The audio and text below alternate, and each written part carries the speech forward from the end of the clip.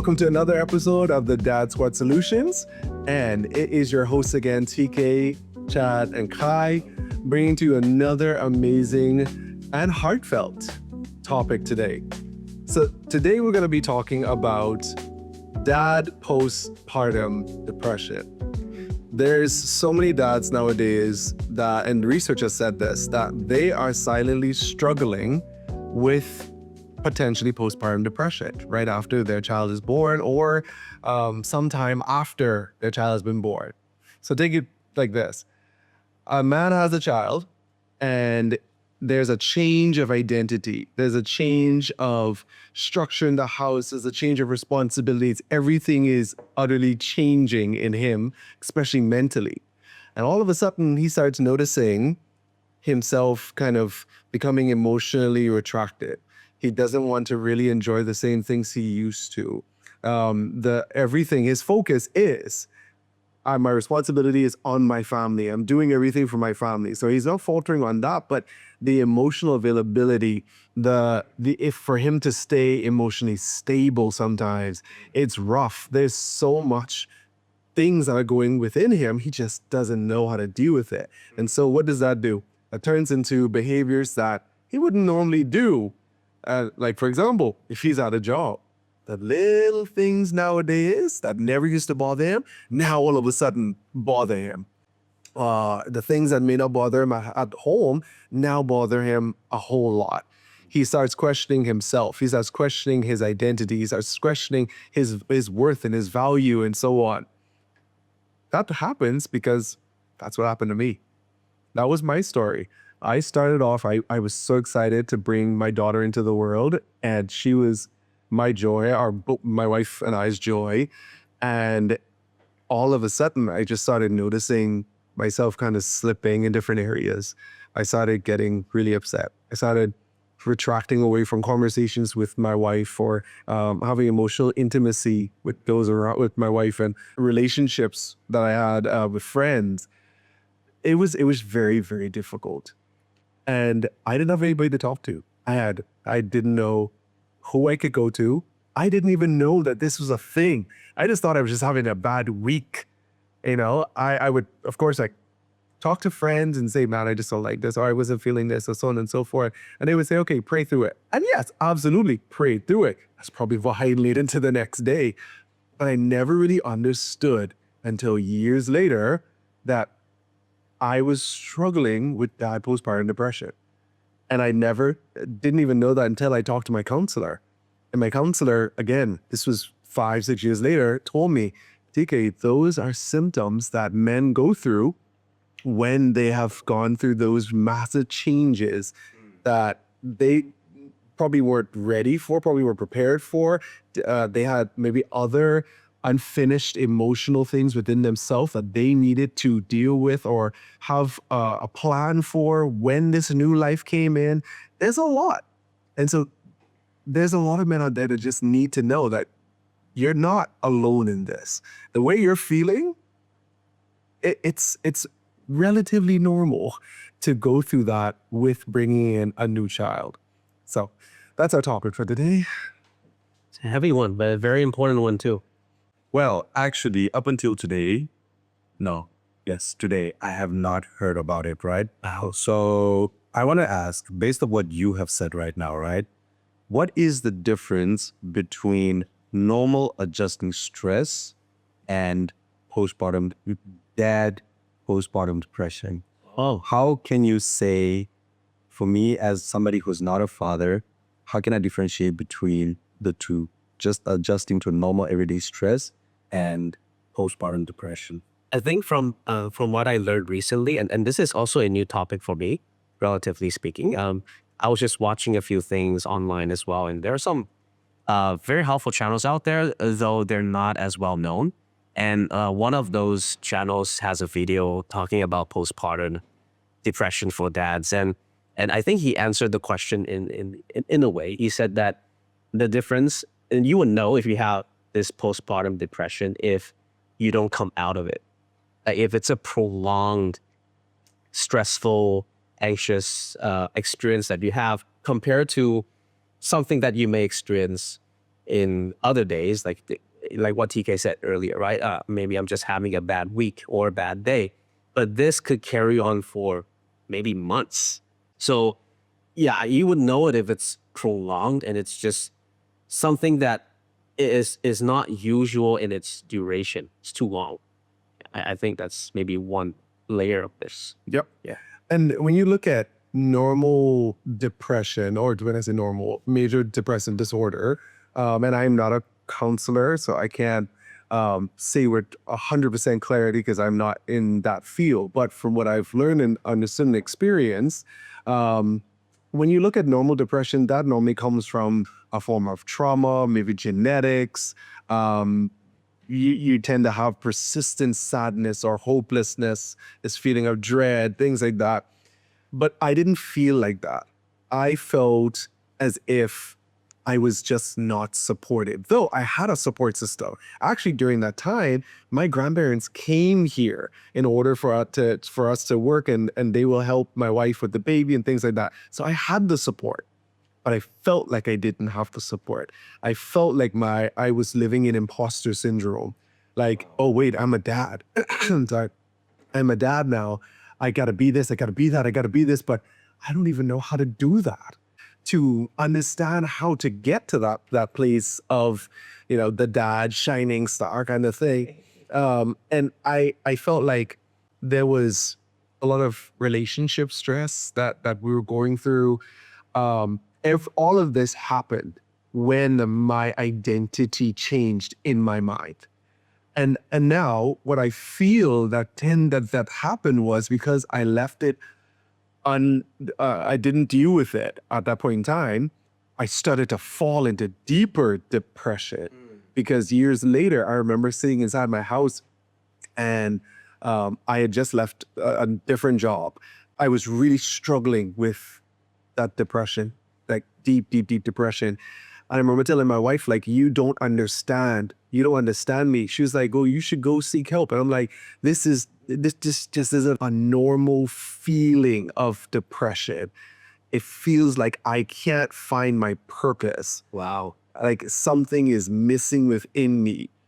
And I later found out, like, the hormonal changes that happen in men. Yes, we actually go through hormonal changes, a drop in testosterone. That factored into my thought process and how I was feeling and my motivation and so on. So that was, for me, the biggest difference. And I'm sure there are other men that have varied types or varied feelings that they will go through, but generally it was a shift in identity for me. Now, based on what you have just said, I have another question. Being open to mental health awareness right now, like, seeking help, seeking counseling, therapy, and all of that, can it reduce the risks later in your fatherhood time?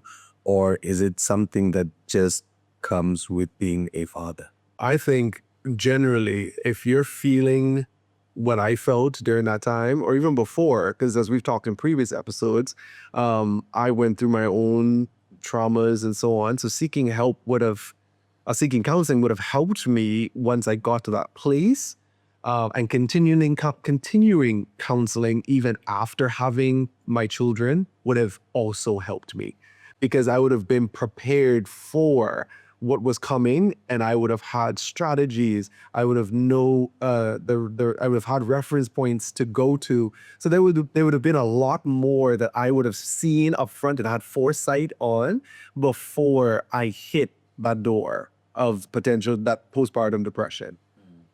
So I think, becoming a father, yes, it can change a lot within you and it can change your identity. But I think if I had done the work prior to, if I could change one thing, I would have done the work prior to, that would have helped me later.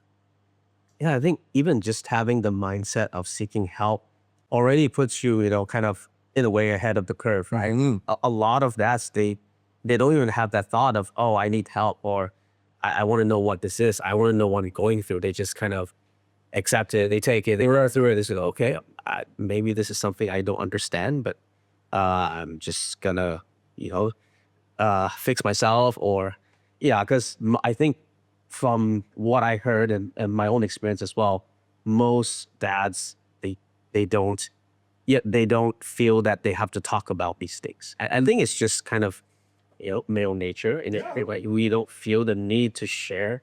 We keep it inside, we feel like we gotta handle everything, and that goes all the way back to one of our previous discussions about, the man boss, right? Is you're supposed to do this. But having that mindset of seeking help, I think, is one of a very powerful way to prevent and also to reduce the negative experience and impacts that you may have going through this postpartum depression as a dad.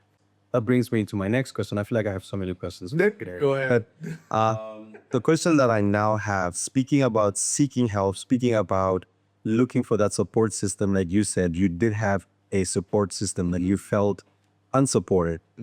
What kind of support can a partner provide for you to feel that you're actually being supported, so that in case if me and my partner start talking about potential babies in the future and looking for trying to become parents, that's the word, trying to become parents in the future, right? How can I better prepare myself, better prepare my partner for her to be that support system that I will need after the baby comes? Yeah. I think self-awareness is the first thing that we need to learn as men. What are our triggers? And when something doesn't feel right, how do we source out what is going on within us? If we feel dysregulated at a certain time, sometimes that could be just, certain changes here and there. But then when it persists, that's the thing.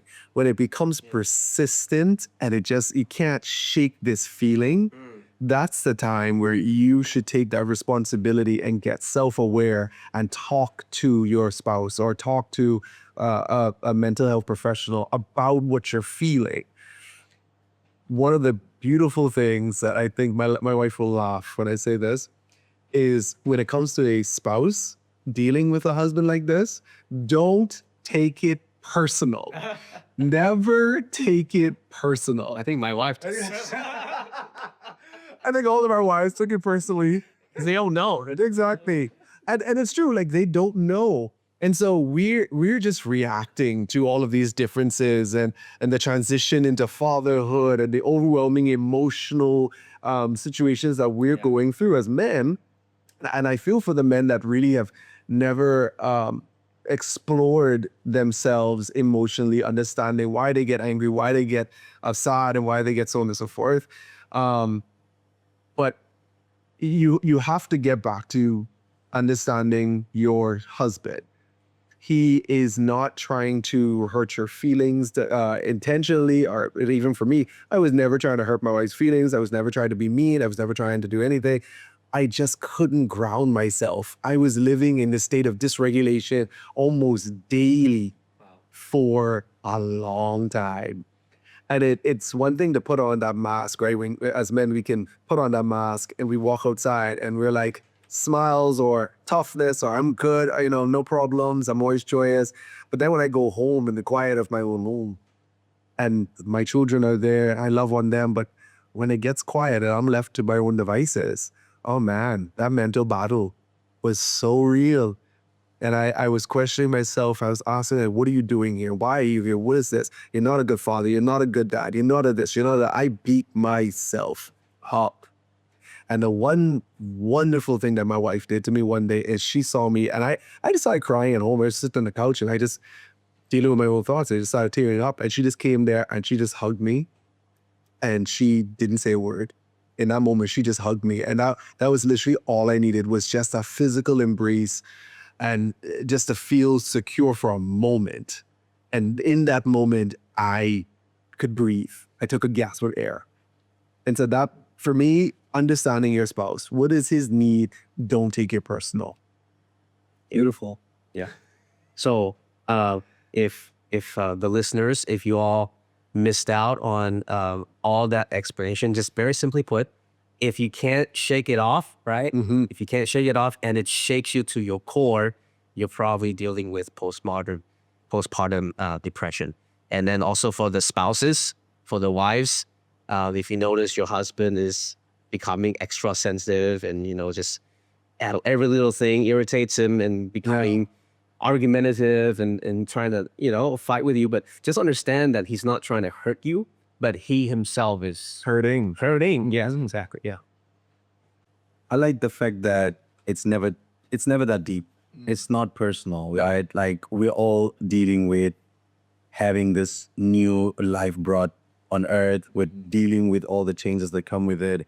So I like the fact that you said, don't take it personal, right? This is for the partners, because I like to live by the saying of like, it's not that deep, right? I love every small thing. I'm always like, it's not that deep. It's really not that deep. Like, it's not that personal. For fathers, it's different, I would assume, right? Because I'm not a father yet, but I would assume that once you become a father, it's not something that you're typically always ready for. Right? No, it always catches you by surprise because you have never done this before. It's new to us. It's new to you. It's new to your partners, or But yeah. Anyway, I have another question though. Right?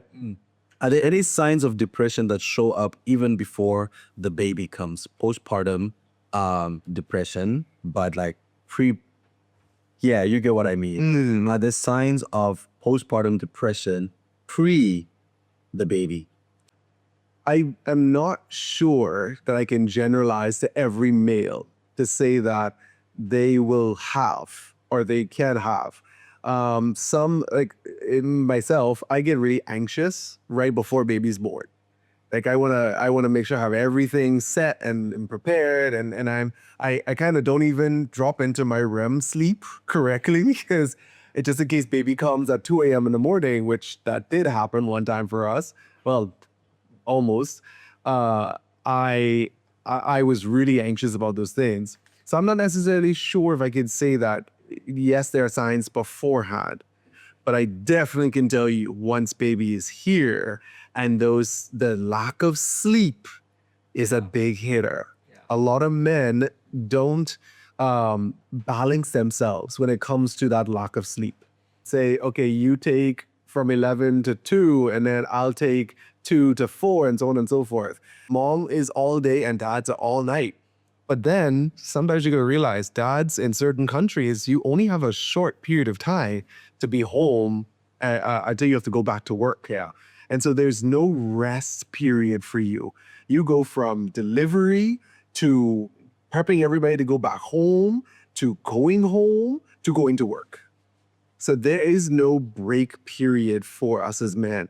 And sometimes we don't recognize how hard that can hit us when we get back to work.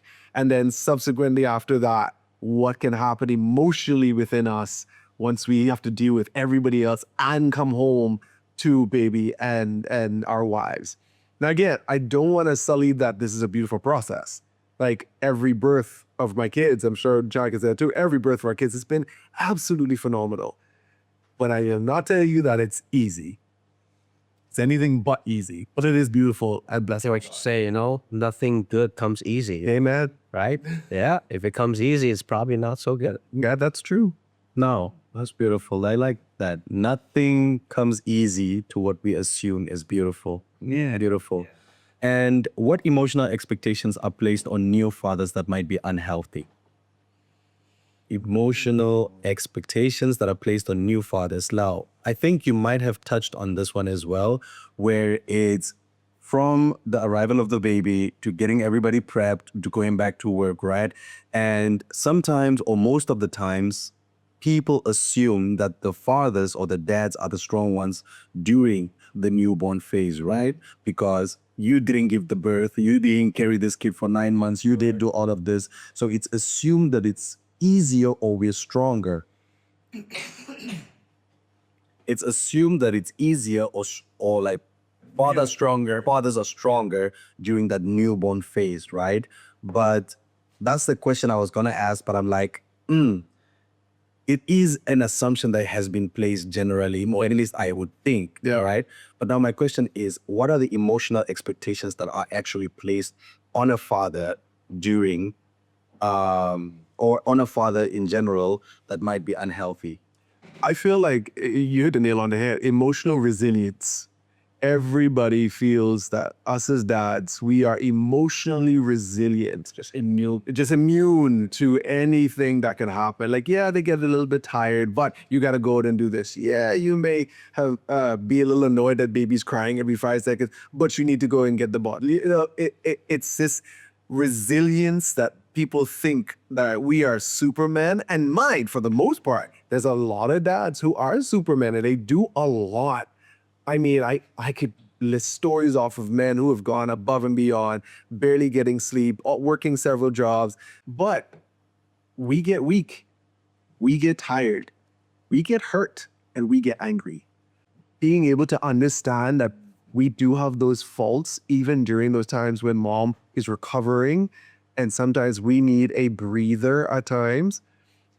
That's something that is necessary for people to understand and men to understand that you're not gonna be Superman every single day of the week.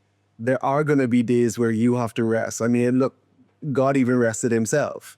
So rest is important for us, and being able to verbalize that the necessity of rest is important, that's so good. Because if I could get at least an hour of rest, I could truck on for the rest of the day. But if I truck on all day, the next day, I barely got anything in the tank. You know what I'm saying? So it is that level of emotional resilience that I think is unhealthy. The fact that you just spoke about emotional resilience, what are healthy benefits or habits rather I can start before becoming a father, you know, to build emotional resilience?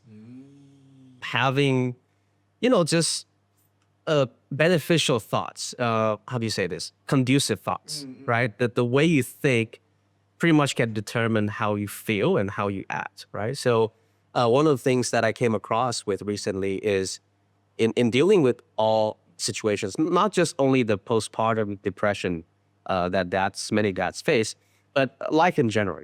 If you can practice one very powerful thing, and I think many people know this, but sometimes not so easy to do, which is practice gratitude. Yeah. Being thankful for the little things and keeping a journal where you are thankful for these things. And so when the storm hits, when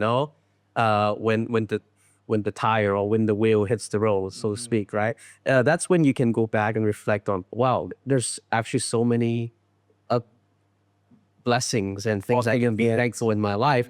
And I think that can help build resilience. That can help to for you to have that power to maybe resist or to even reduce the symptoms of depression, right? So gratitude, I think, is a very powerful thing. Yeah. And another thing is having a long-term vision, right? I mean, I'm pretty sure that those of us who want to have kids, we probably talk to our spouse or we discuss this, right? And given that there are also cases where it's kind of unexpected, it's accidental, but overall, we had the conversation, and there must be some kind of a purpose that you have in mind, right? Maybe you want to have family, you're a very family-oriented person, and you want to leave a legacy, you want to raise up a kid in the right way, maybe something that your parents or grandparents have not been able to give to you, you want to be able to give to them, right? So having that kind of a goal of what you're trying to build, I think that's going to really help as well when we face these difficulties. So yeah, gratitude and just having a solid vision for yourself and for the family. And if you practice those thoughts, I think that's going to be quite beneficial. Yeah. Yeah. And like I said earlier, just being self-aware, recognize your feelings, understand when things aren't right, understand when your anger lingers for a little bit longer, understand when you get dysregulated, how can you become regulated again? And if the things that you normally do aren't helping you regulate, then time for that conversation. We need to discuss and talk about it. And honestly, just focusing on your growth. Just knowing that, yeah, like I was saying, like have goals set and you want to grow. And if you feel stunted, then why are you so stunted? Talk to your pastor, your mentor, your close friends that, are wise and they can help you. Talk to your spouse, like develop conversations with these people to be able to move yourself forward and not stay stuck. Because one of the, like I said earlier, one of the deepest battlefields that you will face as a man is sitting with your thoughts alone. And the minute you sit there and you're not prepared for that battle, those thoughts will take over, and they could potentially become intrusive. And then you're just in this cycle of stagnancy, and you just can't, you feel like you can't get out, but you actually can. So don't leave yourself there. So here's a bottom line that I think is helpful to remember. What you focus on will expand. What you choose to focus on, that's gonna grow.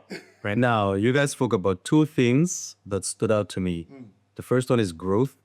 The second one is gratitude, the double G, right? That's what I'm calling it, the double G, growth and gratitude. There we go.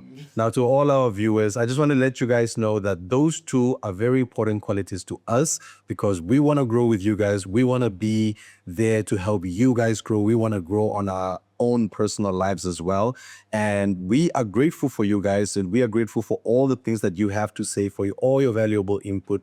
So if you guys are relating and resonating with any of these questions or any of these points, or you have any input that you'd like to share, please drop that in the comment section down below, and we would love to just connect with you guys, grow with you guys, and just be able to share or express our gratitude towards you guys as well, or with you guys as well. Now, I do have one more question before we conclude today's session, right, or today's episode rather.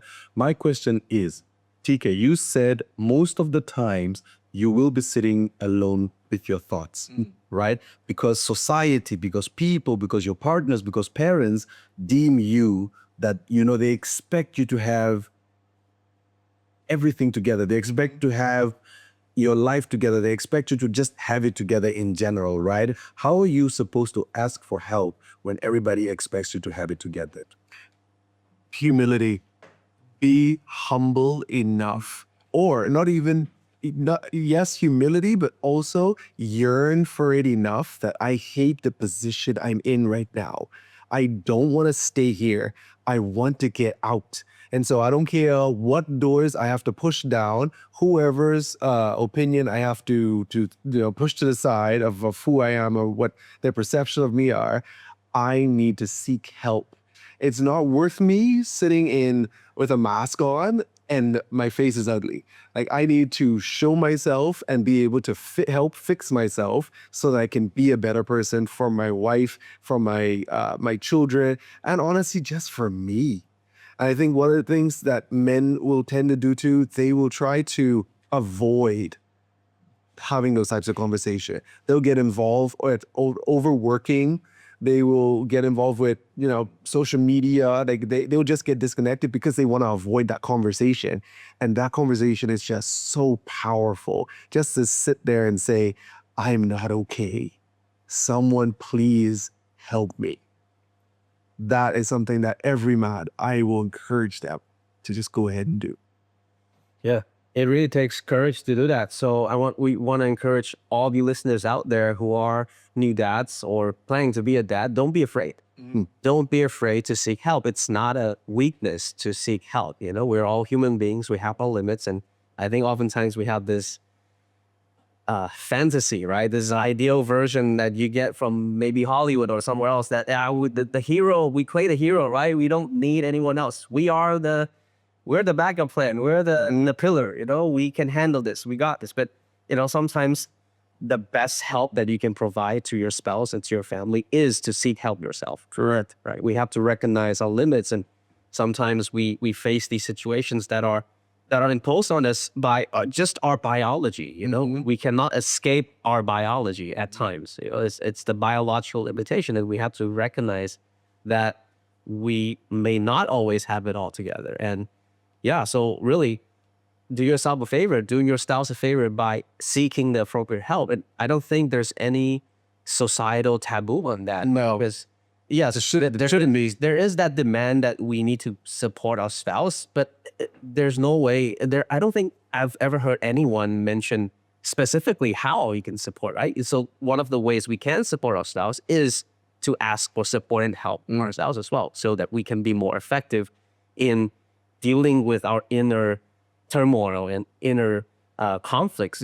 Yeah, so that can allow us to, we can find structure, right? We can be this stability in a rather chaotic situation. Yeah. Sometimes, right? Yeah. There you go, guys. There is no shame in not having it together when you're expected to have it together. So there is no shame in asking for help. So go out there, seek help. If you feel like early symptoms are coming up, if you feel like you are, or you have been trying to experience some of these symptoms that all of these guys have been experiencing, or, the input that they have shared, seek help. There is no shame in asking for help. You don't have to have it together all the time. And that's the time we had today. And it was a great session. We would love to hear your input, like I said. So drop it down in the comment section down below. Share, like, and just repost whatever you need to do to make sure that we all grow together, because we are grateful for you guys. The double G. Let's go. Let's go. Until next time, guys. See ya. You guys take care.